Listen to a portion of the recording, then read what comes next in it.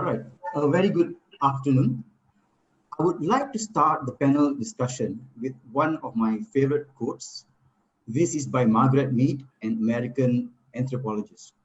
Never doubt that a small group of thoughtful, committed citizens can change the world. Indeed, it is the only thing that ever has. I am Rajkumar Paramanathan, and I represent the 30% Club Malaysia, a business-led campaign that advocates for diversity on boards and women in leadership. The 30% Club believes that gender balance on boards and in senior management not only encourages better leadership and governance, but diversity and inclusion further contributes to better all-round board performance and ultimately increases corporate performance for both companies and their shareholders. I'm also the managing partner of CNETG Asia and IRC Global Executive Search Partners. And as global executive search firm, diversity, equity, and inclusion is the core of our purpose. Wherever you are, I wish you a good day and welcome you to the panel discussion on leadership DNA of top women leaders towards building an inclusive world. The last few years and recent events of 2020 have seen women leaders claiming key positions in the area of politics, economy, corporate and business, potentially shaping and influencing the new world. Their transformative leadership belief and approach have defined probably a new inclusive leadership playbook for future-ready leadership. Today, we are fortunate to be in the company of 5 international leaders who are experts not just in leadership, but also in the respective functional roles they play in the corporate world. Personally, I am very grateful that my friends have obliged to participate despite their commitments and differences in time zones. The panelists and myself look forward to your participation by making this session more interactive with your brilliant questions. I will be picking up questions from the audience where appropriate. Now, without further ado, allow me to introduce our distinguished panel speakers. I'm pleased to welcome my fellow male ally, Sunil Puri. Sunil Puri is the Asia Pacific Senior Director of Research, Innovation and Product Development at the Center for Creative Leadership. Sunil is a seasoned leadership and human capital researcher and thought leader with over 20 years of experience across large global organizations. Prior to CCL, he served as Head of Research and Insights at the Human Capital Leadership Institute, set up by the Singapore government under Singapore Management University to drive the Global Asian Leadership Initiative. Sunil has authored several research studies, including his most recent, Bold 3.0, Future Fluent Board Leadership in Asia, Imagining Asia 2030, Future Fluent Asian Leader, Architecting Future Fluent Culture, Critical Role of Human Resources in Asia Pacific, Developing Global Asian Leaders from Local Stars to Global CXOs, CHRO 3.0, Preparing to Lead the Future HR Functions in Asia, HR Leadership Stall Points, and many more. Most recently, IRC Global Executive Search Partners and CCL, headed by Sunil Puri, collaborated to run a Asia-Pacific-wide study on barriers that women face in accelerating to top leadership position. Thank you, Sunil, for joining us. Hey, thanks, Raj. Glad to be here. Thank you, Sunil. Next, I'm very honored to introduce my colleague, Debbie Goodman from South Africa. In fact, she's now based in California, a very interesting story that she has while she's there. I will leave it to her to share. And now it must be about 11:40 p.m., Debbie.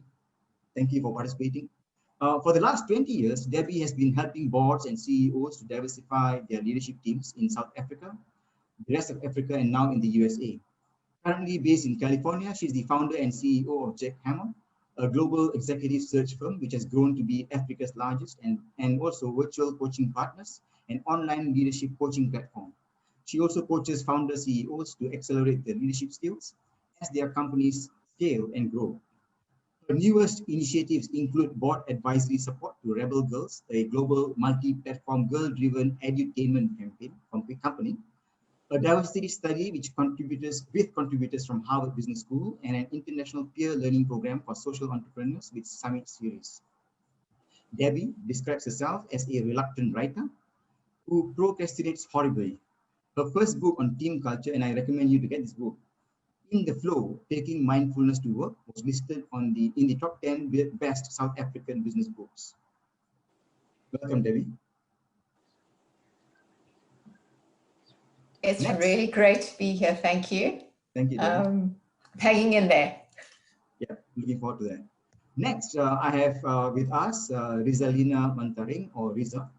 Riza was the country head and CEO of Sun Life Financial Philippines from August 2009 until her retirement in June 2018, after which she assumed the chairmanship of Sun Life Financial Philippine Holding Company until she stepped down in August 2019. During Riza's term as CEO, the company implemented numerous industry firsts and innovations, which paved the way for its leadership in the industry, becoming the #1 insurance company in 2001 until present. Under Riza's leadership, Sun Life won numerous prestigious awards, including Life Insurance Company of the Year at the 19th Asia Insurance Industry Awards and 2015 Employer of the Year bestowed by the People Management Association of the Philippines. Riza currently is an independent director of Ayala Corporation, Ayala Land, First Philippine Holdings Corporation, Inma Corporation, Universal Robina Corporation, East Asia Computer Center, and Micro Ventures Foundation. She's also director of Sun Life Vepa Financial. Next, we have Ayla Majid, a dynamic lady from Pakistan. She's the managing director of financial advisory services firm Khalid Majid Rahman. She's also a founder of Planative, and I hope to hear more about this Ayla later. Planative is a think tank dedicated to emerging sustainable technologies and sustainable infrastructure.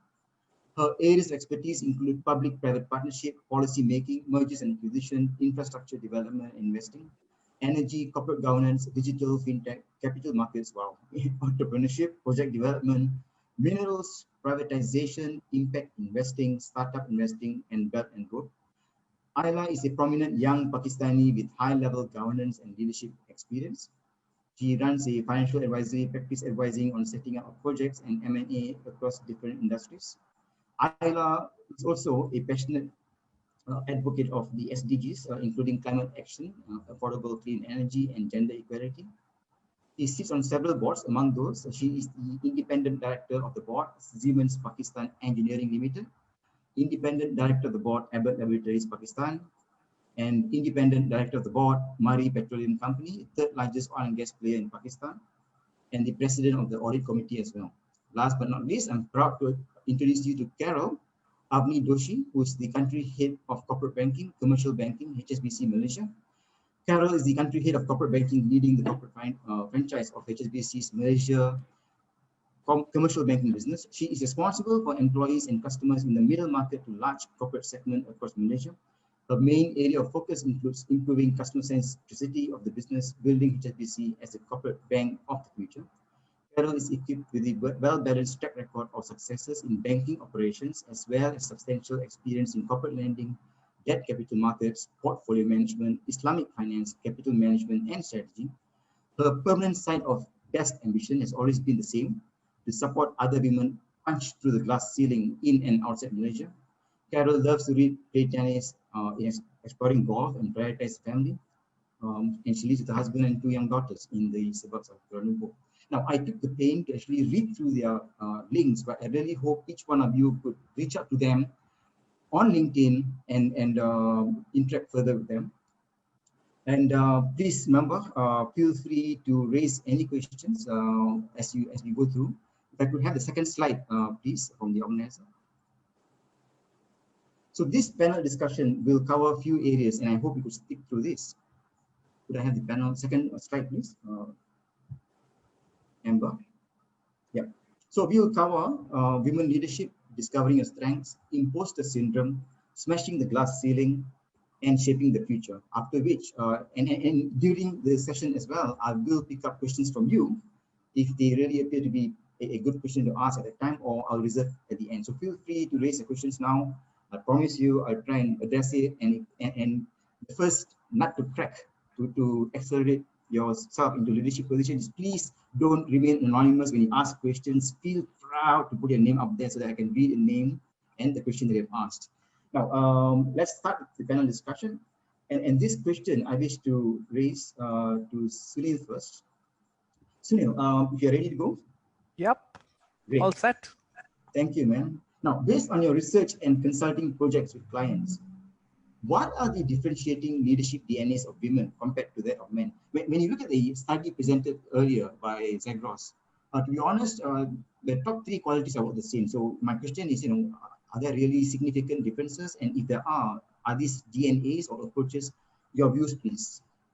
So, you've asked the question to a researcher. I could spend 2 days talking about it and throw a lot of data at you. But at a high level, Raj and the group, first of all, really glad to be here. At a high level, if you look at the last couple of months, going by anecdotal data, I would say, or anecdotal evidence, countries that were headed by women leaders have done better than the others in terms of the current crisis. Look at Taiwan, look at Germany, look at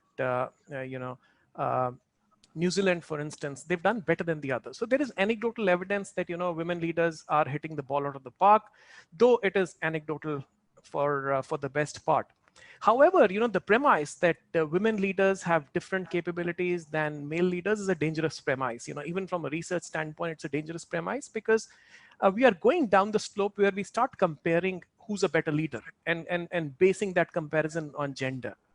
For instance, our research tells us that there are good leaders and then there are average and not so good leaders, for the most part, as highlighted by Zagros earlier, it is gender agnostic, nationality agnostic, it is culture agnostic, it is ethnicity agnostic, and so on and so forth. So while there is data to suggest that organizations that have more than 30% women leaders on board do have a higher ROE, have a higher return on invested capital, and so on. However, for capability and DNA, I would say that there are 4 fundamental capabilities any good leader must demonstrate. And some of those were highlighted by Zagros earlier in her presentation. Self-awareness, high level of self-awareness, understanding your values, who you are, what you prioritize, what are your choices, how people perceive you, how do you prioritize what you want in life, and so on. So high level of self-awareness. The second DNA of a successful leader is around learning agility. How agile are you in terms of learning and picking up new capabilities? The third element is around influencing skills. And the fourth element is around communication skills. These were sort of highlighted in the various buckets that Zagros highlighted earlier. At a very high level, and again, anecdotally speaking, at a very high level, male leaders do better in terms of task-oriented assignments, whereas women leaders tend to do better in terms of assignments that are more interpersonal oriented, assignments that involve people, that involve communication, that involve taking more emotional decisions, and so on. But I would leave it at that. Thank you so much, Sunil. It's a good context opening. And I would like to go to David now. David, given your experience engaging with boards and CEOs, how would one engage reluctant stakeholders to tug along for the change to build more inclusive organization?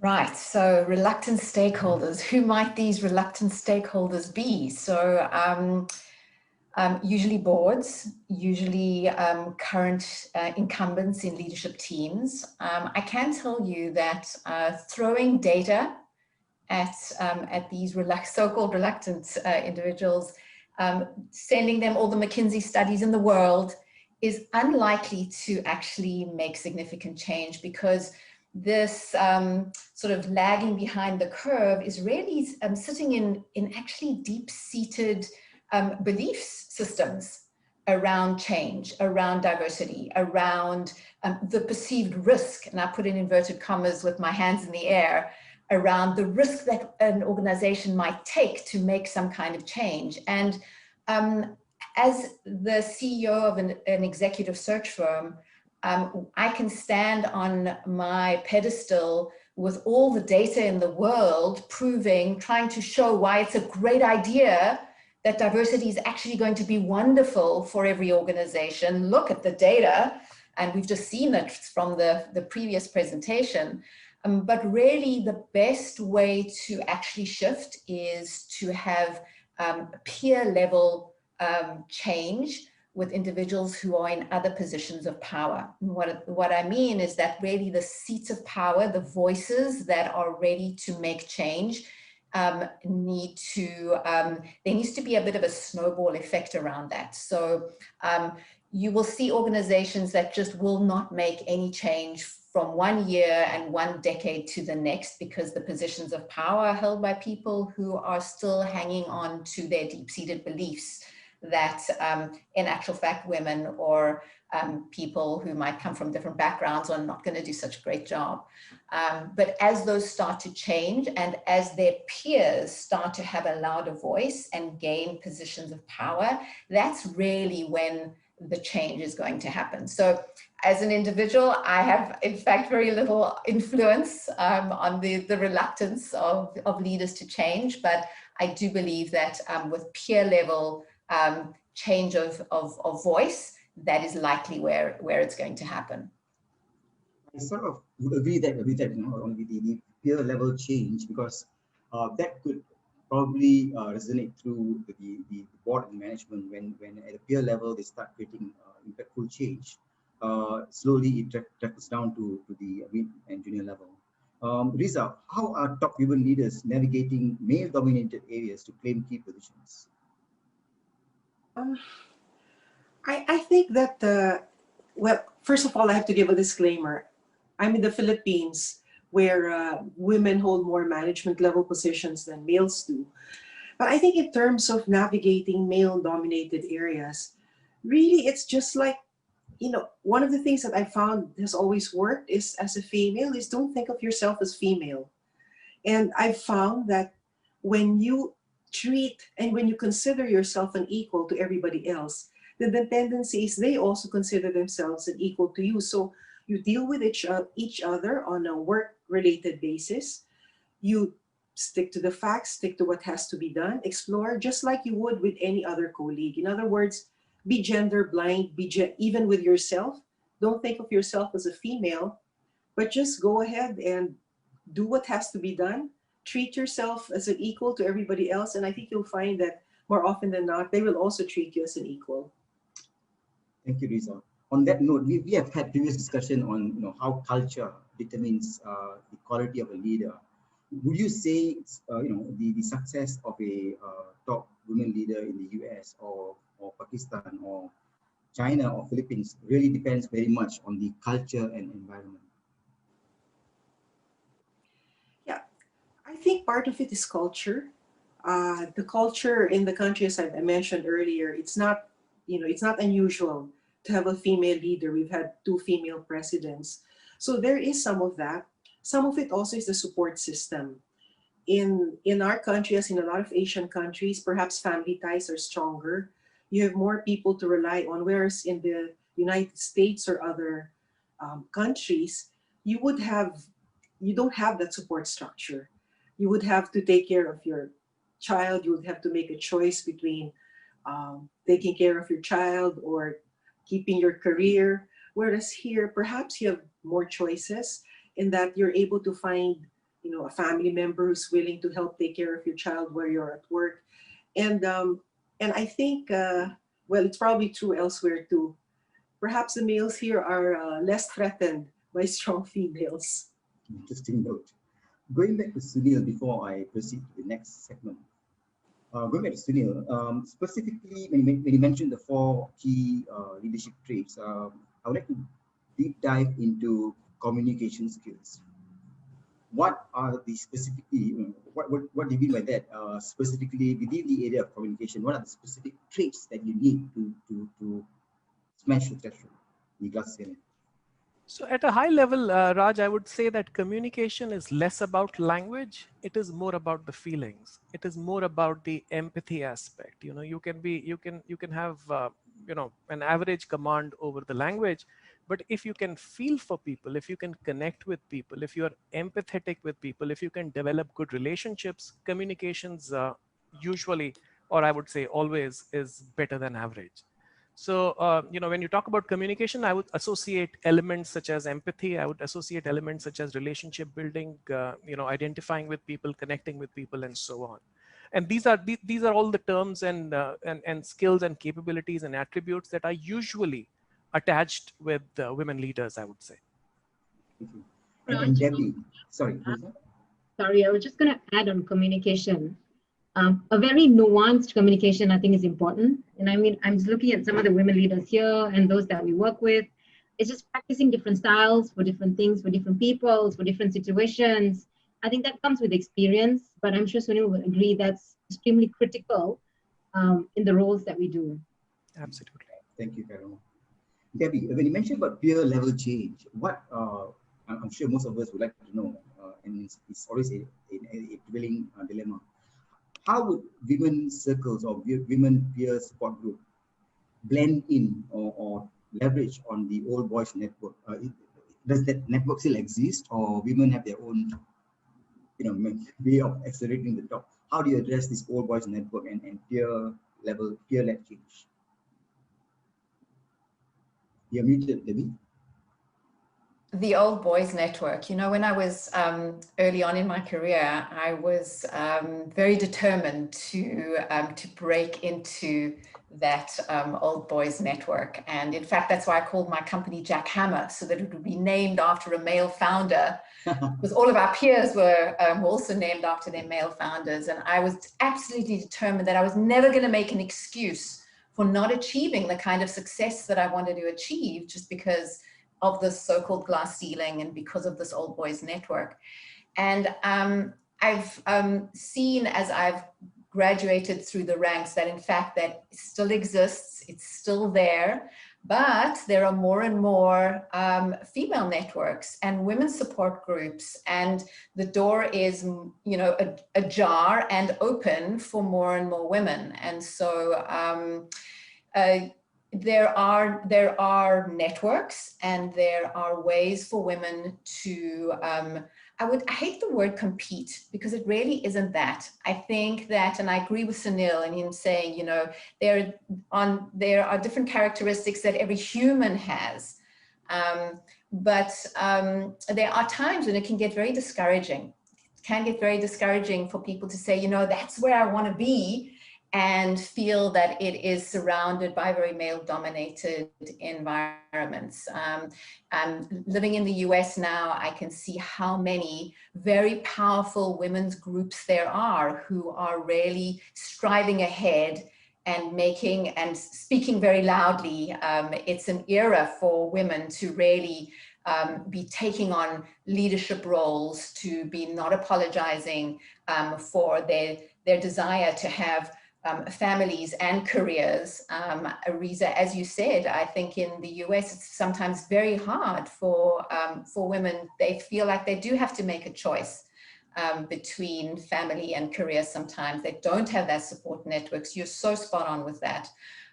So the Old Boys Club, oh yes, it still exists, but fortunately there are equally as many really powerful vibrant women's networks rising up all the time. That's good to hear. Let's move on to the next segment about discovering your leadership DNA. And for this, I'd like to ask Ayla, and all the three speakers I've asked to address on this topic have very impressive backgrounds. As you've heard earlier, they don't just have one job, they have multiple jobs. So Ayla, what are the 3 to 5 leadership DNA of yours, and how did you discover this and build upon each? Right. Thank you, Raj. First of all, pleasure to be here. Very important and a very interesting conversation. And while other speakers were talking, I was just remembering some of the experiences that I've had throughout my journey. And I can actually relate to a lot of those. I would say that some of the very important key things is that not having really the fear of unknown. I think that is extremely crucial.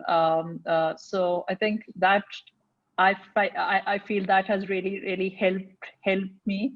always being inquisitive, having a growth mindset, listening. Again, it's a very simple word, but I think I think that is very, very important. That has really helped me.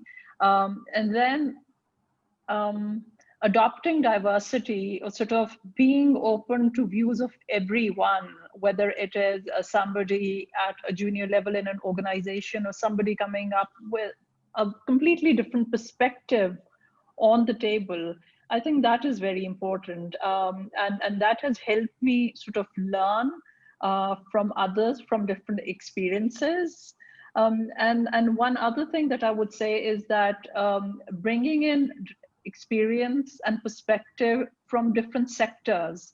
Like Raj, you mentioned that I sort of advise on many different projects across different industries, and having worked with different industries, I feel that that has really helped me, bringing in knowledge from different parts of the world, different organizations, different sectors, and applying it to a situation in a very sort of at times ways where completely thinking out of the box. So I feel that that has really sort of something helped me. One other thing that I would say is that I think building relationships, that is very important for leaders, and that relationships sort of help in a person's in an individual's own growth, as well as sort of bouncing of ideas, building partnerships. So I think that is very important. Whatever as students we learn in our textbooks, and then what we are practicing earlier on in our careers, that's of course useful, but the world is constantly changing. And I think what we need to sort of take forward with us, and that is true for everyone, what we need to take forward with us are those very traits that sort of help us improve, become better as an individual, and also provide value to others. And I think over years, again, something that I have become very mindful of for bringing in sustainability in every conversation. So, and again, I'll just add one more thing here, is that what we see in the developed part of the world and in the developing part of the world, there are two different parallels, and it's important to sort of bring in the best of learnings and apply it, say, to organizations. Like I'm in Pakistan and I sit on many boards. So when I talk about a lot of sustainability conversation in some of the boards, in some of the forums, it's actually something new, and people are not always sort of viewing at things from that lens. But I think starting that conversation is very important. The numbers, the bottom line, yes, it's important, but bringing in the stakeholder perspective, I think that's also very, very important. So I would say that these are some of the strengths that leaders need, that should be in leadership's DNA. Continuously being inquisitive, having a learning mindset. I think Sunil alluded to that earlier. Yeah. Sort of being sort of receptive to new ideas and new learnings. And I would give an example of the rainforest here. So in the rainforest, the species that survive are that are constantly evolving, and there's a constant decay. So somebody who's not going to evolve, somebody who's not going to change, will eventually, unfortunately, will decay, will be gone. So I think it's very important to have an open mindset, to be receptive. Yeah. Thank you, Ayla. How about Carol? What are your top 3 to 5 DNA, leadership DNA, and how do you discover that? Not very different from what Debbie, Sunil, Riza, and Ayla have mentioned as well. Albeit, our DNA is unique. I think a lot of this exposure, characteristics, experience is what shapes us to become who we are today. I have 3 core principles that I live by, and we need to just continue to reinvent them as we move along. And this has helped me in good state over the years. As leaders, we need to understand the devil is in the details, know the drivers of what we do, what makes us tick, and you can only make changes when you know where you can make them. So as Ayla mentioned, sustainability. So it's just continuing to make changes where need be, and being having resilience and never giving up, because really persistence reaps results. Number 2, the second thing is we must always be highly visible, be well connected, and always be more visible than you think you are, because people can't read your mind. So I've learned that from a very young age, you need to continuously ask for help, whether it's mentors, coaches, sponsors, and build a network. Like Debbie, you mentioned in the US, there's some really strong network groups. HSBC is a strong sponsor of that as well. So always be inclusive, as at the end of the day, it's about people and winning hearts and minds and bringing people up with you and advocating for each other. The third piece for me has always been leaders should be able to see the future, see the digital disruption, and always push for change. I'll use a slightly different term, which at the end means the same thing, whether it's decay in the rainforest. I tend to use this a lot. If we don't innovate, we will evaporate. And I keep reminding myself and my teams that we must constantly evolve to stay relevant.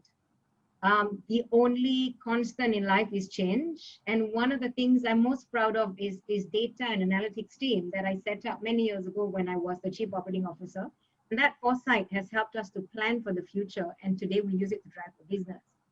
So these are little things that we need to constantly be aware of. But I mean, from an organizational perspective, I'd like to share that HSBC has a multitude of programs to support women leaders, with some very public commitments on women leaders, diversity, and sustainability as a whole. We ranked among the first international banks in Asia Pac in 3 areas, according to Asia Money's Leaders for Women survey. First was the percentage of women in our workforce across Asia Pac, which is 56.5%. The second being the percentage of women in senior management roles, and the third being the percentage of women among our graduate intake as well. So more than 60 banks in the region participated in the survey, and we as an organization are very committed to making HSBC an organization where everyone has the opportunity to fulfill their potential. And there are multiple initiatives that underpin these commitments, which I've been a benefactor of as well. First being an Accelerating into Leadership program, an Accelerating Female Leaders program. And both of these support colleagues to build their skills to progress into more senior roles with clear targeted outcomes. The second being, we have a Balanced Employee Network group focused on gender diversity, which has over 50,000 participants across the world, a majority of them being in Asia. And the third being, in 2018, the bank also signed up to a commitment that led by the 30% Club for the proportion of senior leaders held by women to become 30% by 2020. We've introduced inclusion training across the group, where everyone is trained on inclusiveness and how to work remotely, managing diverse teams. So multiple things from an organizational perspective. But if I bring it back closer to home, I've had the honor of being the first female Malaysian Indian managing director in HSBC Malaysia. So I think that's an honor. It didn't just land on my lap. It took a long time to get where I wanted to be, but I'm grateful for the opportunities that the organization and multiple other organizations, from local and regional banks, which is, I must say, bringing it back to the male-female agenda, is equally available to everyone. So I believe that we should always try to be, but we are, as an organization, if I just look at HSBC, a egalitarian organization where everyone's valued and is well represented in leadership, because it's our collective diversity that is our strength. So to Sunil's point, and when you, Raj, started off, male allies are central to this. So as Riza said, that we can't really say that, okay, male, female, try to differentiate ourselves. I'm saying we need to use our strengths, to our advantage. But male allies, whether it's coaches, sponsors, are central to our growth and our success as well. So I've had a host of fantastic managers, supporters, and sponsors that continue to help me throughout the journey. And I know one of them is listening in today. So Who's he? just a very, sorry? Who is he? Andrew Sill. But Oh, some okay. of the programs and sharings and experiences have shaped these traits and helped me through the journey. I know it's still a long way to go, but this essentially is it. Yeah. But what's inspiring, I'm sure like the rest, Debbie and Ayla and Lisa, that you continue to lift other women and other colleagues under you to follow you along the journey.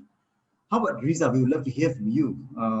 From Sun Life into Ayala Corporation.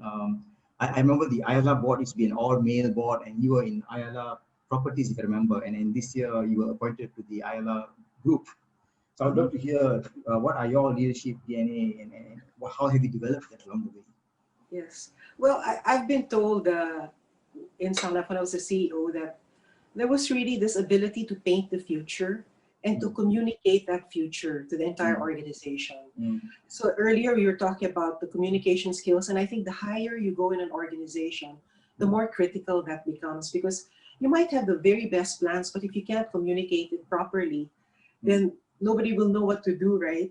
So that ability to communicate that future really helped. But one of the things I think that also helped me was my technology background, because I was always pushing the envelope. It was always, we can do this, we can do that, and sometimes you see these dazed looks on the eyes of the leadership team when you're talking about what artificial intelligence can do and how we can do this and we can do that. But because you're always pushing, people are challenged to think of how to meet that bar that you're trying to set. And I'm proud to say that we were the first to implement so many things in the industry because we were always pushing that envelope.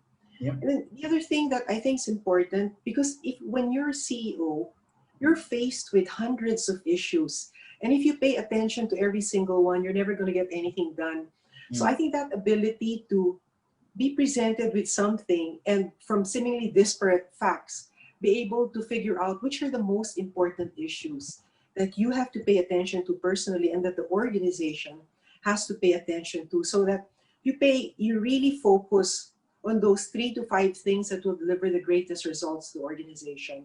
And I think that has really helped to be able to really zero in on that and almost intuitively be able to see from everything presented to you, this is what we need to look at. And then we talked, it was already mentioned earlier by Debbie, by Sunil, that you need to be able to, the interpersonal skills are also extremely important. And the ability to communicate with people at all levels of the organization, from the janitors to the clerk to the executives, I think is important because the recognition of individual differences has become even more important in this pandemic. All of a sudden, people are working from home. They're in different circumstances. Somebody has a great air-conditioned room all to himself, while another employee might be sharing a dining room table with 5 other family members, all trying to work or study from home. So the previous matter of trying to treat all employees equally, now it's more of what are the individual differences, the empathy and the understanding of each one. And then I think that desire to lift everybody around you. I think for a CEO, you can't do everything alone. There's no way you'll be able to accomplish anything. So what you do is really hire the very best people you can, create an environment for them to thrive and be better, and then let them go and do their jobs. And that mindset of trying to uplift everyone around you, I think goes to the larger community. I found that the very best companies don't just look out for their own profits and bottom line, but look out for the larger community and recognize their role in the nation, in their communities, in their environment.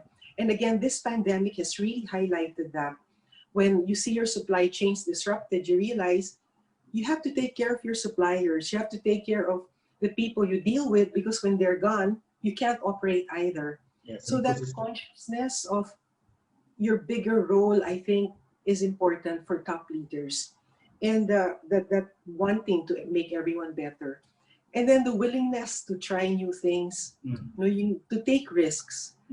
You're there to put your head on the chopping block, I think, as a leader. And if things go wrong, you take the hit for it. So that willingness to try new things is what leads to really have an organization move forward. Because, you know, the old saying, if you keep doing things the same way, you'll get the same results. And that willingness to try new things for me has meant even something like, Riza, for the kickoff on Saturday, are you willing to come in on a zip line rather than walk in and go to the podium? And I said, sure. And that's what I did. I came in on a zip line. So willingness to try new things, which you demonstrate both in the business setting and even in fun settings such as those. Very interesting. Ayla, do you have something to share on this note, Ayla? Yes, thank you, Raj. I was going to share an example of actually one of my experiences. My first board role, which was about almost a decade ago. And it was, so in my case, a lot of sort of what I did earlier on in my career was interestingly not planned. I wasn't aware of what I was doing. I didn't have a plan. It was more of sort of like an opportunity that came across. It wasn't really an accident, but it was just something that I had absolutely no clue of, that what I was going to do, or the changes that I could make in a sort of governance role. So it was on the board of a stock exchange. Now, financial markets, very, very sort of male dominated, and they were quite even to a high degree about a decade ago. And I faced so much resistance getting on that platform, and I was really challenged, and I was I was given a lot of challenge, and I was sort of almost discouraged to the point of sort of slightly, for the lack of a better word, slightly threatened as well. But I just wanted to sort of, I wasn't scared, and I felt that, all right, there's nothing that I have to lose. Might as well sort of go ahead and make my contribution and challenge others to accept change. And when I joined that board, initially I found a little bit of resistance, but then I learned that it was because that everyone else was not used to working with women. And when they did, they truly appreciated. And I felt that that was a change that I brought. And it's about sort of being sort of the first to show people that there is another way to do things as well. And over many years, and why I think I was ready to sort of be in that role was because for most part of my life, I've been very gender blind. And I tell this to all women as well.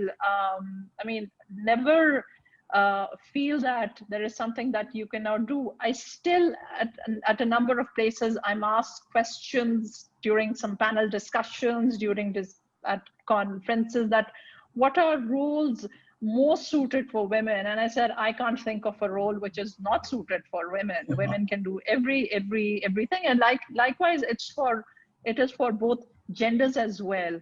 And I think over this decade and past 2 decades, things have changed so much. And now we have this beautiful gift of awareness. I think, so it's been a very interesting journey, I would say, but I feel that just getting people to experience something different is important, and something that we ourselves can experience and make others sort of go through that experience as well. Okay, thank you, Ayla. I wish to take the first question from Stephanie Conto. Hi, Stephanie. This is Raj. How are you doing? Hope you're doing well. This question, I would like to raise it to Debbie. In the earlier presentation, Stephanie's question, right? The research showed that top women leaders are both adventurous but cautious. As an example of 2 quite divergent traits, are we expecting too much of our female leaders, and is that dangerous? Would the same expectation be placed on a man? Goodness gracious me. Well, first of all, I've got some good news. I've just seen the news that Joe Biden has appointed an all-female communications team for the incoming administration. So that's his first good choice. Let me actually respond to that question with a trend that I've seen amongst up-and-coming women in corporations, where the expectations are so extremely high and the demand for them to be excellent all the time, absolutely consistently without fail, is creating a burnout. I started noticing women in their sort of late 30s who had been rising within organizations, being promoted regularly, not ever being able to put a foot wrong, always needing to be equal or better to their male peers, adventurous, cautious, thinking, not thinking, empathetic, communicating, not communicating. I mean, all the things, extremely demanding and a lot of pressure, self-imposed as well as in the environments around them. And so, you know, the traits that we've spoken about, the DNA that's been spoken about, this wide-ranging a group of personal qualities and traits that make up a good leader, be it male or female.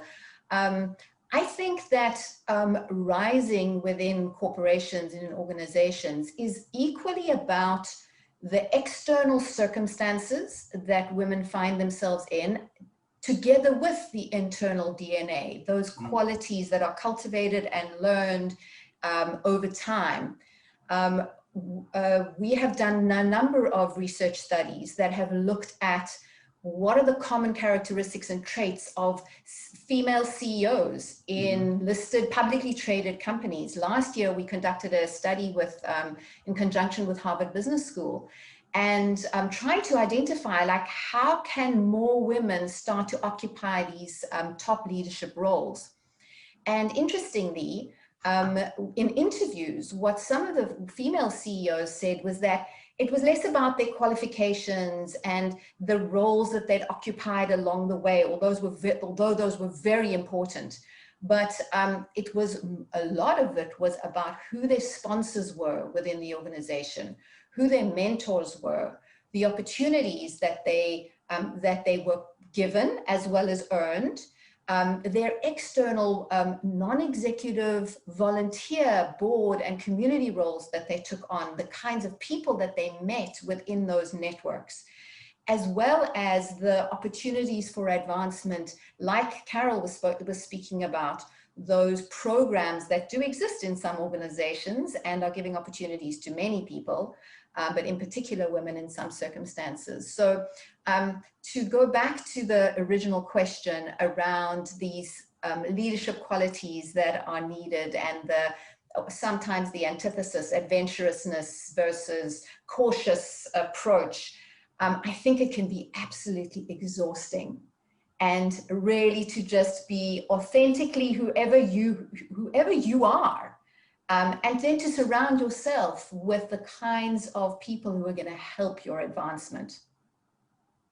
It would be very situational based, and as long as it supports a purpose, then you choose the kind of approach you take.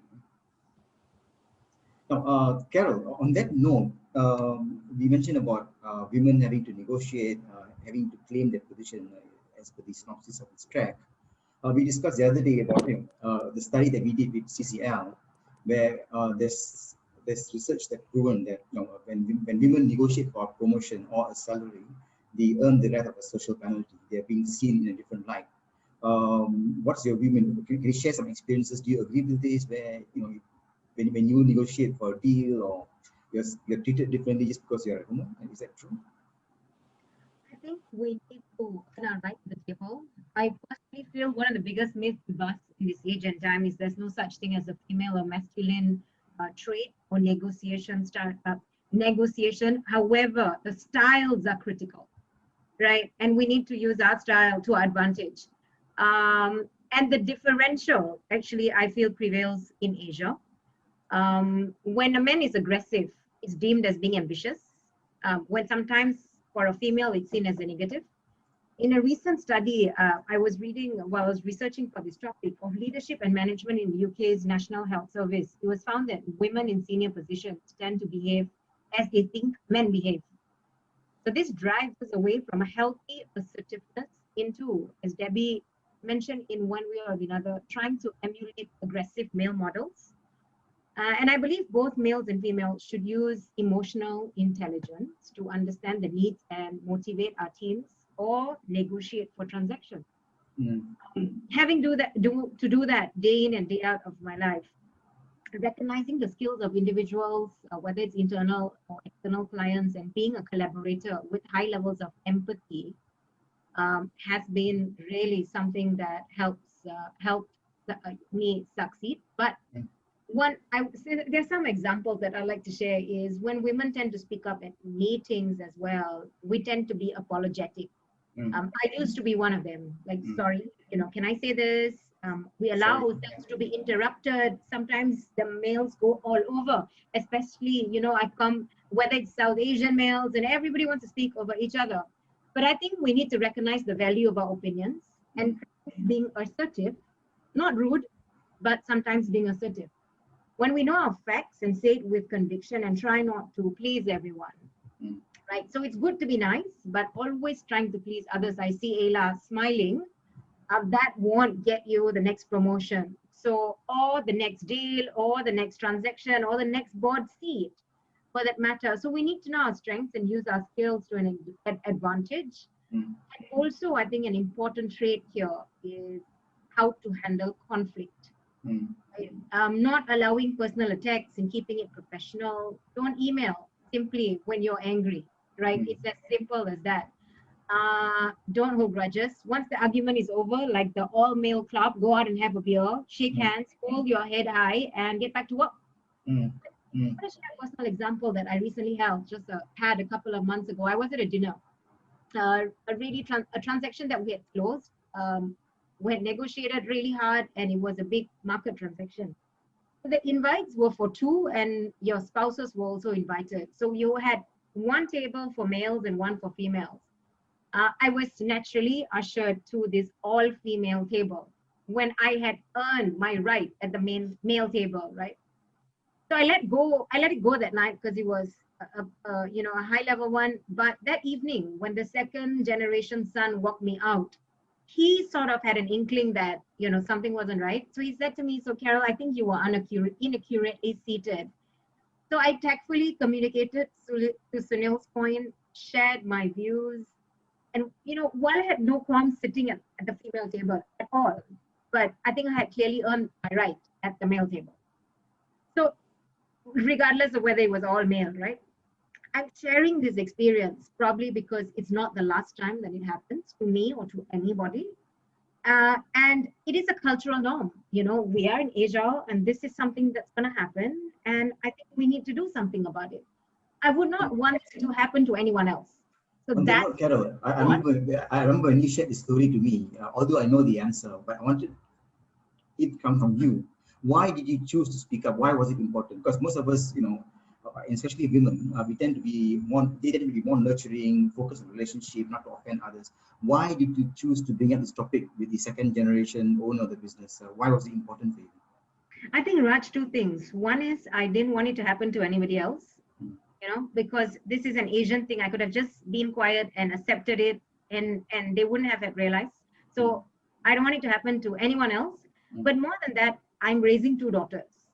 And I don't want it to happen to them as well, because it's something that probably someone else didn't bring up. And we need to make a wrong right if I feel that's not appropriate. So in summary, to what some of... Sorry, go on, Raj. No, I said in summary, I guess it's important to be yourself, be comfortable in your own skin, but don't be afraid. To your question, Raj, we shouldn't be afraid to ask for anything, even if it's a raise or find a sponsor. And as a communication, I think we need to use our feminine traits to our advantage. I think that's something that we need to always capitalize on and thrive, Thank you. Now we are moving on to the third segment. We have another 3 more to go, and it's interesting that we are getting participants to raise questions as well. Raj, can I just Sure. add just one very small thing to something that Carol, just to sort of Sure. one small thing here. You know, most of us, we are really in a position of privilege. So that gives us a responsibility to sort of create a better world for everyone else and not just for ourselves. So when we speak, and I could actually relate to a lot of things that Carol mentioned, when we want to put things right, it's not only for us, it's for everyone else, setting the tone right and creating an environment for everyone out there to benefit, and sort of so that the world is more conducive for everyone else. So the challenges that women may have faced in the past, or some experience that we've had, even if we can speak up for ourselves, perhaps some others cannot. So it's very important to create an environment for everyone else. Thank you, Ayla. On that note, if you look at this slide on your screen, and that's why I chose this slide. I mean, I love quotes, and I chose this quote because this is exactly what I think women leaders are aiming towards, or their purpose is mounted on. Kamala Harris said that I'm not trying to restructure society. I'm just trying to take care of issues that wake people up in the middle of the night. Right? Thank you for your viewpoint, Ayla. Let's move on to the next segment, which is the imposter syndrome. Feeling of inadequacy, self-doubt, and self-limiting belief, and low self-confidence prevent women from reaching greater heights and experience the pinnacle of their careers.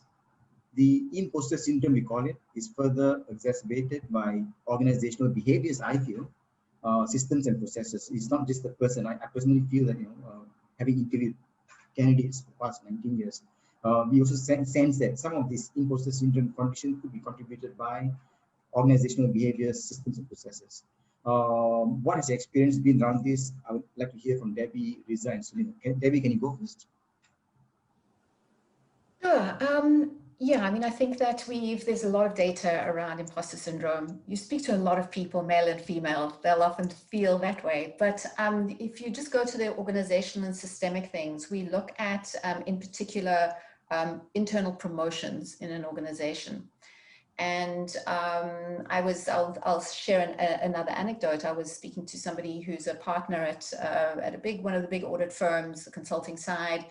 And he was pretty outraged because a woman slightly lower down in the ranks had been promoted into a role that he said, but she doesn't have all this, she hasn't got all the skills. She's not ready yet for this job. And, they're setting her up for failure. I thought, oh God, how many times have I heard this conversation before? But on the other side, how many times are the traditional old boys club, the white men, being given opportunities that they have not been ready for either over the decades and the decades and the decades in order to rise into positions of power? And so this idea that there should be a chance taken on somebody who doesn't have absolutely every single one of the skills yet in perfect readiness. Anytime you're making a promotion for anybody, very few of them are going to be perfectly spot on for that job. And so it was an indication of how in many organizations, the need for the advancement of either minorities or women or any group that doesn't yet have a seat at the table there's going to be resistance in this way, in many other ways. But I thought that this was just something, if you speak about the organizational and systemic issues, internal promotions, this is one of the biggest challenges around advancement. And how are some of the best companies managing internal promotions in that sense to make sure that there's equal opportunity for men and women? What are some of the best practices that you see? Well, I think Carol's, speaking about HSBC, and I mean, when you've got organizations, first of all, that are having conversations around how we're going to redress imbalances. Coming from South Africa, those are conversations around diversity and imbalances that have been happening for 2 decades, and they still haven't got it right, but at least there's a language around it. Interestingly, working in the US at the moment, they don't have a very fluent language to talk about diversity, to talk about How are we going to look at this idea around shifting the balance of power at the in leadership levels, and where there's very little legislation to drive that, it's left up to people to on an organization by organization basis to decide how they're going to do that. But there are bigger corporations, and HSBC is one, but there are many others that really do have very solid programs in place that are not just for women, they're not just for minorities, they're not just for people of color, but they're there to help people advance in their careers when they might not normally have those opportunities by virtue of privilege. And those privilege could be education, it could be a network, it could be all the things that we're very aware of in organizations. Thank you, Debbie. Sunil, could you add some inputs on this, on imposter syndrome? Yeah, sure. And thanks, Raj. So, most of us feel that the fraud syndrome or imposter syndrome. So, I wouldn't again limit it to women. I'm sure we've all felt it at some point in our career. In fact, data suggests that 7 out of 10 executives or leaders have felt or are feeling imposter syndrome or fraud syndrome, as we call it as we speak. So any high achiever would have gone through it. So, there are a bunch of things that the organizations can do, but I don't want to discount the individual actions around overcoming imposter syndrome. Yes, organizations need to go out of the way, and I'll share some practices that I've seen being played in organizations. But as individual executives, whether male or female, first of all, we need to acknowledge that, we are facing an imposter syndrome or fraud syndrome. If you tend to be drawn into dialogues where you don't want to speak up because you feel you don't have much to contribute or you're not worthy of a seat at the table, a clear sign that, you need to take control and reflect. Journaling works in a situation like that. CCL research tells us that journaling is extremely powerful. Writing down, root causing the imposter syndrome is often the first step in understanding, hey, what's going on? Why am I thinking like that? Having someone to talk to in the organization, outside the organization, your mentor, your coach, your boss, perhaps someone at home, anyone that you can be vulnerable with. Having those dialogues, and then avoiding perfectionism. I would say having a perfectionist attitude in everything that you do is likely to be a huge trigger towards falling into the imposter syndrome track. So that's from an individual standpoint. From a team standpoint, it is about if you feel somebody is going through that, whether male or female, you need to talk to him or her. You need to make sure that, he or she is confiding his or her thoughts with someone. And if he or she feels connected to you, you need to step ahead and have that dialogue, whether a peer, a direct report, and so on. You need to find him or her a coach or a mentor. If the organization doesn't have a mentor-mentee program in place, you need to go out of the way and do that. And also, if you happen to be the manager of somebody like that, make sure that you are providing positive reinforcement in terms of the contribution the individual is bringing to the table. Okay. At an organization level, Raj, there are a couple of things. One, and Debbie talked about one. When you are thinking about career moves, make sure that you are helping people step into roles, not only people who are ready for the roles, but people who can benefit the most, irrespective of the gender. Then there are creating a culture of support, creating a culture of empathy, creating a culture which is more team-based rather than individual-based usually helps. Having a very strong inclusion agenda, because often, an imposter syndrome plays out in more cases than not when you are a minority group. You may be a minority group in terms of gender. You may be a minority group in terms of, an Asian leader when all your peers are white American men in the room. So, make sure that you have a very strong inclusion agenda in the organization so that people feel drawn in rather than thrown out when such dialogues are happening. And then creating your compensation plans in such a way that you are celebrating team success rather than individual success. And for that, it's extremely critical that the organization or the HR team attributes success towards team much more than individuals. And some countries are attuned to do that. Again, a lot of work I do is on culture and leadership. We see it play out very strongly in countries along the Confucian belt, especially Japan, where team effort is celebrated much more than individual effort. But most of the Western MNCs, and I'm using the word Western loosely, they do celebrate individual success. So which tends to sort of, if you're a minority group in a Western organization, all your peers in the room do not look like you, you are likely to go through the fraud syndrome much more than your peers in the room. So some ideas that I've picked up basis research that we've done last year. Thank you, Sunil. Oh, Riza, what are your experience on this? Yes. Imposter syndrome? I think I've been fortunate to have worked in a company that got it right. Because from the very beginning, our application forms in Sun Life don't contain any questions that could result in bias. No questions on gender, on age, religion, etc., etc. And then what has happened is, because it starts from application and then all throughout your rating systems, everything, we ended up, when I was CEO, with half the executive team being female, and all the way down the line, you had females at every level of the organization and holding, different jobs. It didn't matter whether you were male or female. But what I found, and I hate putting stereotypes to male or female. But what I have found is that females in general tend to be harder on themselves, to have that feeling that I can't do it, and I don't want to do it because I don't feel I can do it. And to be honest, when I was first offered the CEO job, I turned it down because I didn't feel I was ready for it.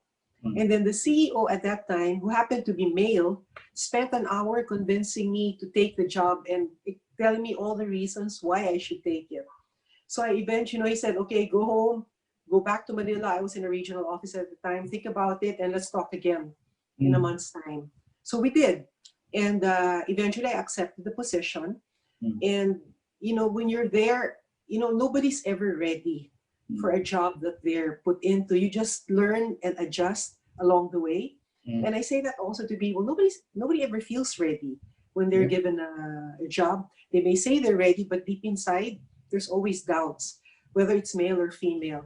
So it's also important for the reporting officers, the leaders, to affirm when people are doing right, to give that affirmation too, so that you're doing right, and to have that empathy to spend the time really with people to help them when they're not quite doing what they're supposed to. So having that kind of environment which is supportive, affirming, I think really helps. And when you see the behaviors of the leaders where it doesn't matter whether you're male, you're female. In fact, the LGBTQ agenda very clearly, Sun Life has stated that it supports a lot of LGBTQ causes. You really end up with a far richer organization. You see the diversity and the results of that diversity, and you end up with much better results. And the proof of the pudding is always in the eating. So when people see that you're getting all these results, then they're less afraid to take the risk next time. And I've actually had two of the female leaders, both same thing. They didn't want to take the job when it was offered to them, but guiding them, affirming them, mentoring them. And then you find out, like our marketing officer eventually won so many awards. She was considered the best marketing officer in the industry, and yet she didn't want to take the job in the beginning. So that being harder on themselves, I think, is there. But again, like I said, I don't like to have stereotypes. There are also males who are quite hard on themselves. Yeah. Thank you, Riza. Now let's move on to the next segment, smashing the glass ceiling. Now, before that, let me have a caveat. Right? The glass ceiling here always refers to the artificial barrier that women have in their mindset. I don't think that's real physical glass ceiling. But what we're trying to refer to here is how do you smash the threshold and accelerate to the top. And here I would like to listen to Ayla, Debbie, and Carol. An introduction to this. In many organizations, inclusions often meant conforming to the main leaders' perspectives on how you lead, communicate, or work. Because for decades, the workplace policy systems are or have been designed by men, and the way you conduct yourself. How did you claim your position and smash the glass ceiling? So I repeat, in many organizations, inclusions often meant conforming to the male leaders' perspectives on how you lead, communicate, or work. So, Ayla, can you dip in? Yes. Smashing the glass ceiling. So I think it's interesting to look at again, what are the opportunities available to women as well as for men, anyone else. I think the right kind of ingredients, they need to be there. First, the skill set. And again, here I would bring in the emerging markets or the developing countries perspective vis-a-vis that of the developed world. So still in the underdeveloped developed world or the developing countries, there are a lot of kids, young children who have not yet seen the inside of a school. So is true for my country as well. So a large number of children, they have not done that. Then how do you expect them to be sort of taking their rightful position in different parts of the economy, in different organizations, etc.? So that needs to be the corrective measures. They need to be sort of taken right at a level where sort of which then provides them to sort of compete. Now, breaking the glass ceiling, I think there needs to be the first one who does that is really creating room for everyone else. Whether it was the first prime minister, a woman prime minister in my country, whether it was the first female judge, or whether it was the first female president of a bank, which was actually only this year, which was very recent. And then also being, say, at the governance level. So I was the first woman on the board of any stock exchange in Pakistan. But when I became a director on that board, I wasn't actually consciously thinking I was breaking a glass ceiling. And I think I've been in a number of roles where I wasn't actually thinking that when I was doing it, and I think that helped me be in those positions because I wasn't consciously thinking. That's probably how I operate. That I was pursuing something. I was very resilient. That's what my nature is. I don't get bogged down by noises. I like to take up challenges. And again, I'm a little gender blind. And so in most of my corporate sector commercial board roles, I am still the single woman. And I would say while we do break these glass ceilings, we need to sort of create, again, the enabling environment. And I'll share one example that oftentimes the perception is that women need to probably do roles which are better in communication, say. So I'll share a recent example. So one of the board roles that I joined, I was asked to chair a committee, and I was given the option to sort of look at finance or HR. So the company secretary told me, hey, ma'am, why don't you take HR? And I just had a smile on my face. I didn't say anything. I said, whatever whatever the chair of the board or there's the collective sort of consensus, I'm fine with that. Anyway, they reverted back and they gave me finance. And why I laughed in the beginning was that women are still sort of considered to be only probably doing sort of roles where they are better at communication, and they're not sort of given strong challenges. And I would say it is not because it is very much less because of bias. It is because they haven't had many women with that experience or sort of bringing in the skill set. And when they feel that yes, women are very capable of handling very tough situations as well. In one of my board roles, I am chairing a board. It's of a large government company. And when I was given that role, I wasn't expecting it. But when I was given that role, it came as a surprise to me.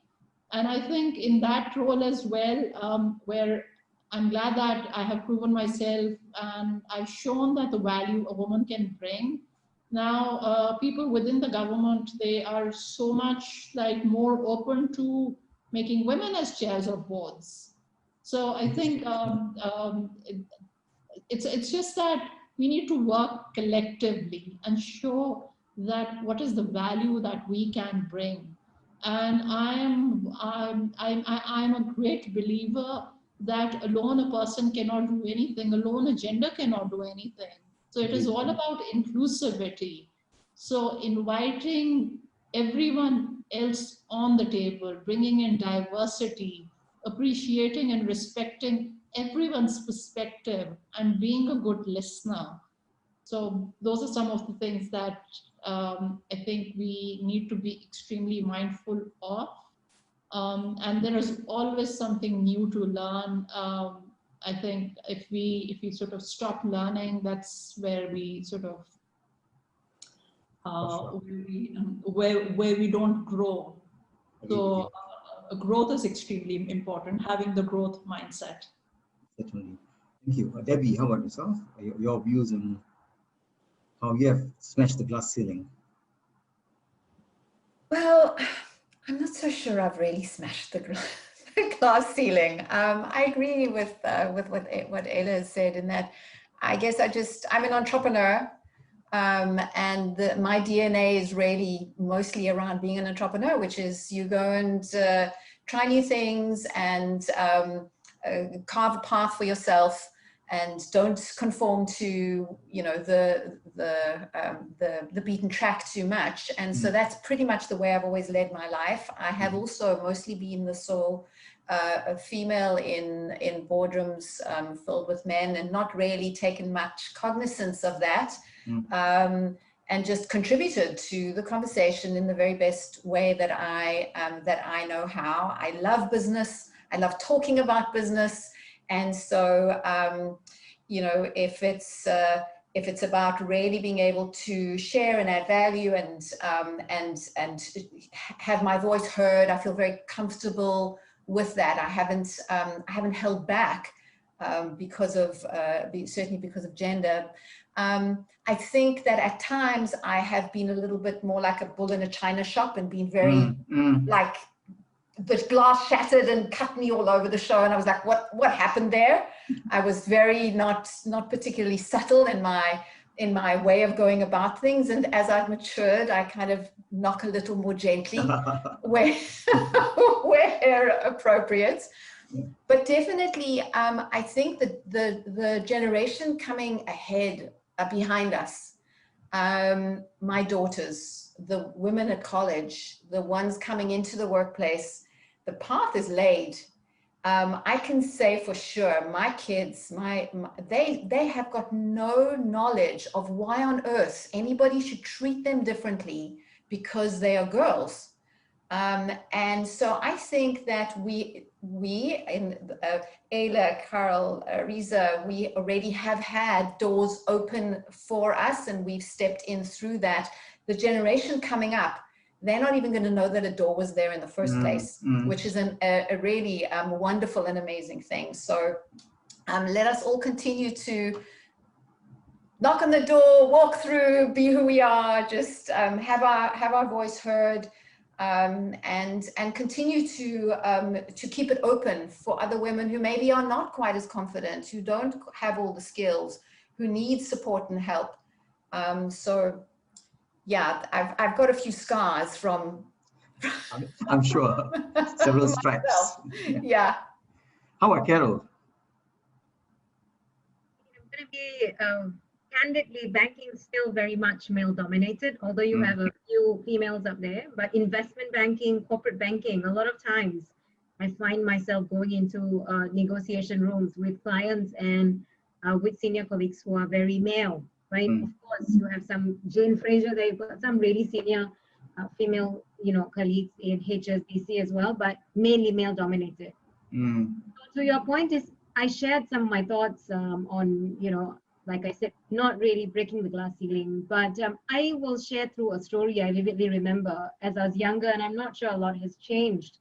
When I first started banking, which was about 20 years ago, there was a really the CEO of the organization was a female.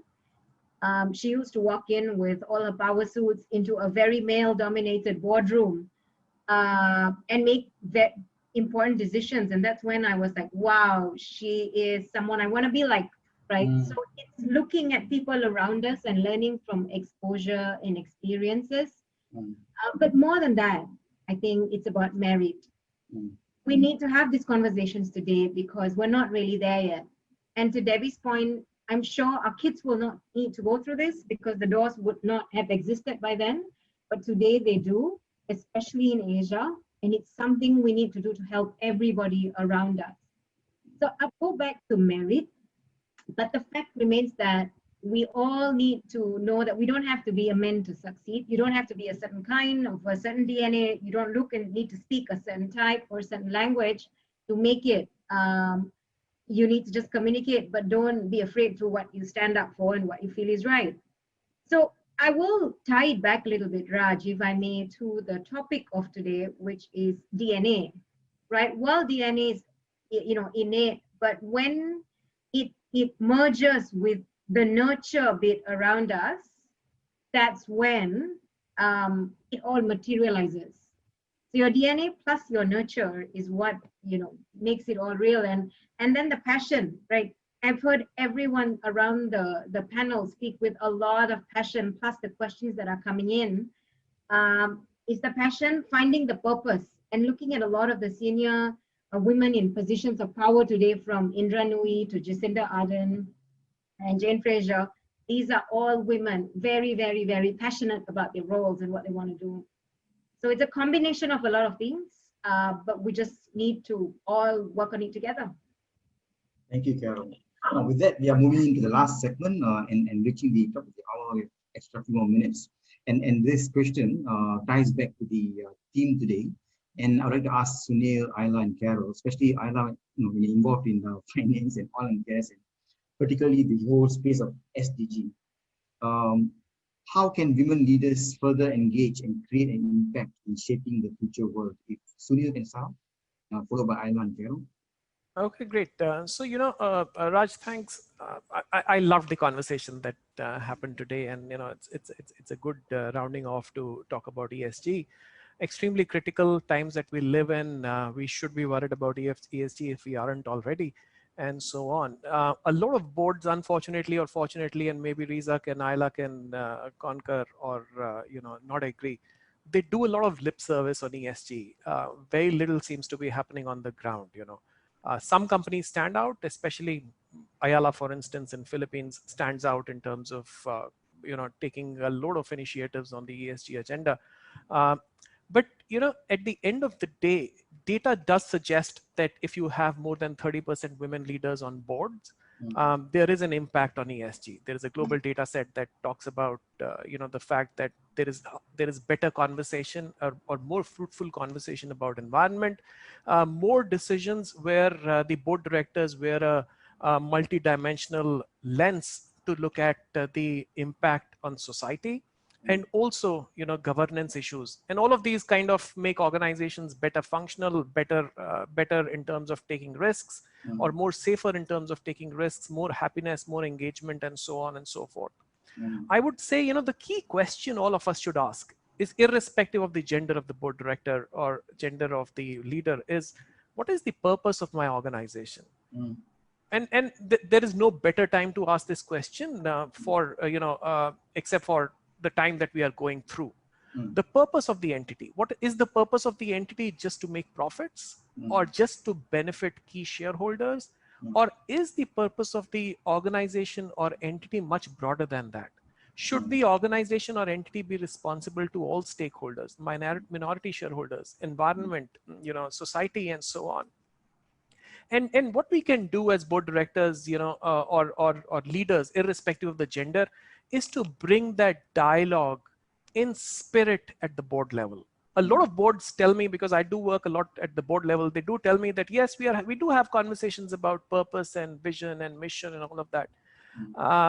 But often nothing comes out of those conversations. Now is the time to ask the question about purpose of the entity. Who are we? What is our purpose? Who are we here to serve? Are we doing that or not? As long as we keep asking that question, incessantly, I think we are doing our job in terms of our ESG agenda. Interesting viewpoint. Thanks, Celia. Yeah, how about Aina? What's your view on the how women are shaping the future of the world? All right, yes. So I think, again, the future of the world, everyone is responsible, both men, women, and everyone, all stakeholders. So again, I would say that all organizations, they need to, when they are making any kind of decision, that decision needs to be looked at from how it's going to have an impact on every stakeholder, whether it is within an organization or outside the organization, both internal and external stakeholders, as well as present stakeholders, as well as future stakeholders, the generations to come.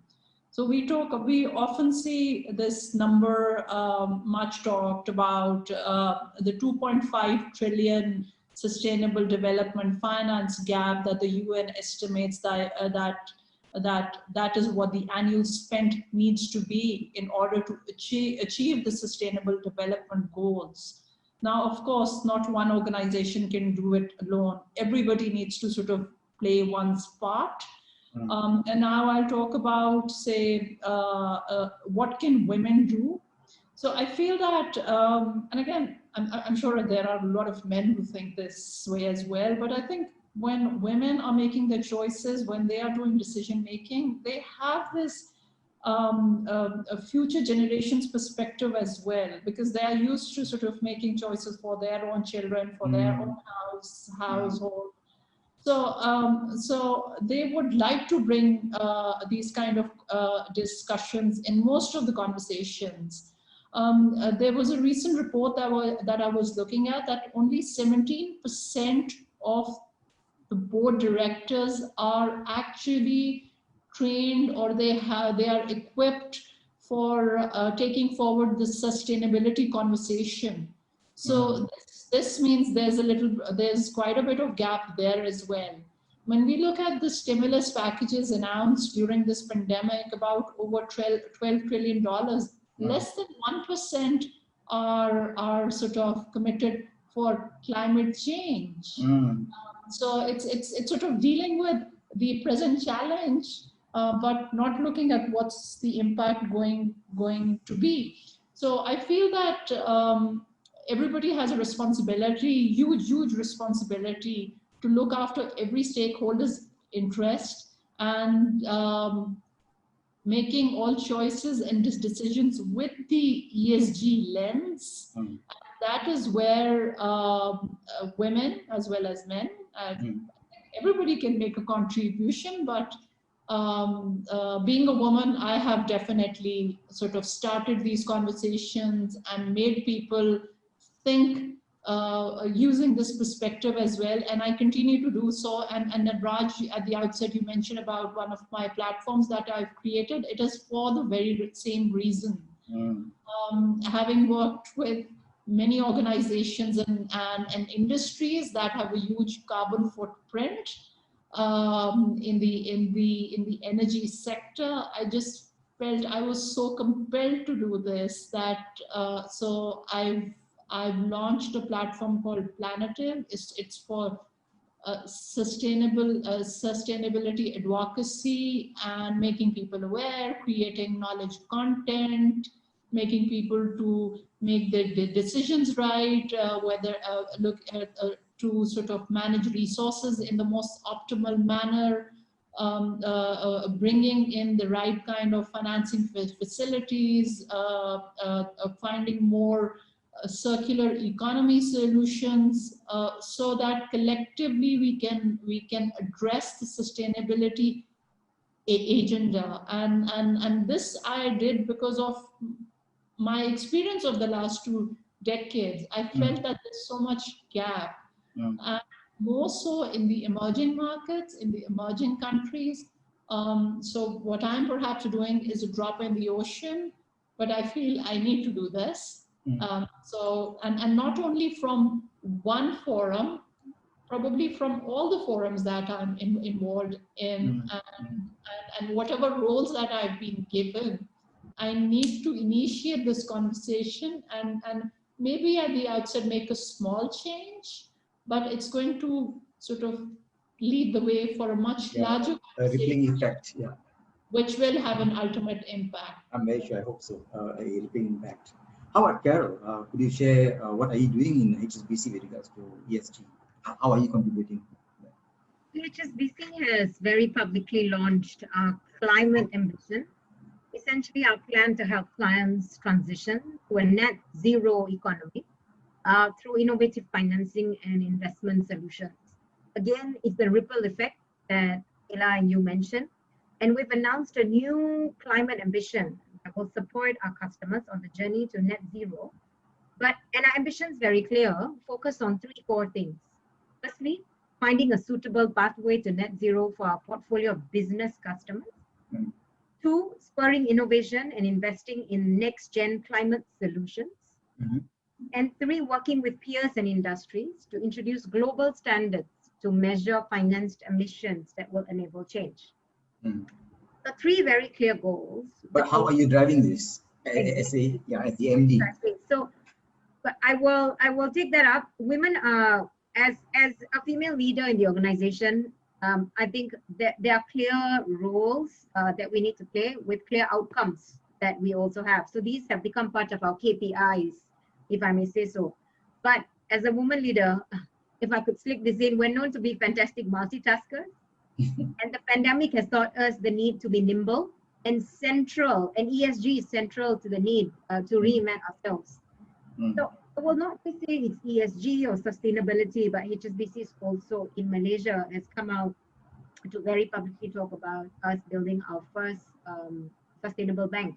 So ESGs play a pivotal role in driving the agenda and keeping it at the front and center of our lives. But I will say that sustainability and business are interlocked.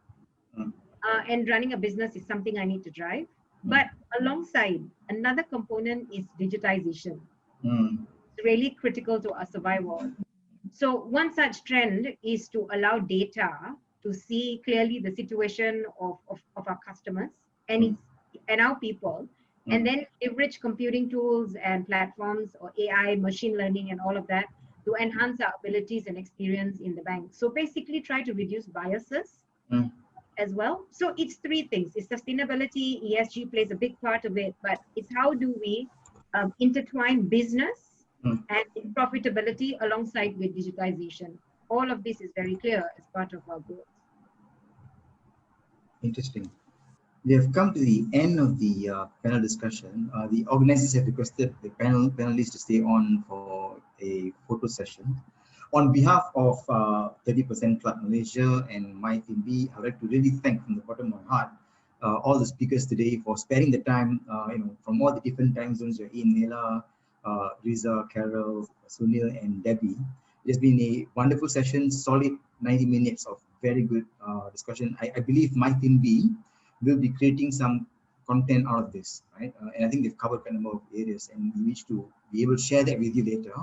So I'm really grateful. Thank you so much. If when the lockdowns are opened, I hope to see Ella again in Pakistan, and Sunil in the next door, and Debbie in our next global conference. Riza, when I come to Boracay next, I call on you. I miss Boracay, and Carol is just next door, right? So let's wrap up this panel discussion with just a few parting words from all of you, and to lift the mood of the audience who's been staying back with us. If there's one or two keywords from you, what would you want them to take back and give them up? What would you say, Ella? Can you go on this? Yes, Raj. Raj, I would say that first of all, thank you everyone. I really enjoyed this conversation. I think collaboration is something that I truly believe in, and that is what is going to address all the global challenges and going to bring humanity closer. So I think collaboration is extremely key across different industries, across different geographies. And I think staying resilient, we will see each other much better on the other side. Thank you. How about Debbie? Yeah, I really love the idea of collaboration. I think if we take an approach of abundance and gathering our peers around us, our female peers, minorities around us to walk together. There's going to be so much more for everybody. So let's do this together. Yeah, we're on it together. Sunil. Hey, two things, Raj. First of all, you know, one of the caveats when I'm talking or writing about women leadership is that, hey, let's not be myopic in terms of measuring success in terms of titles.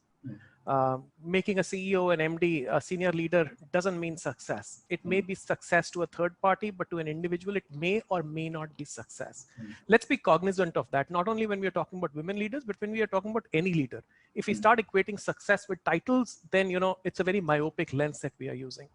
For women leaders or minority group leaders, let me not use women leaders. For minority group leaders, there are three things that we must look at.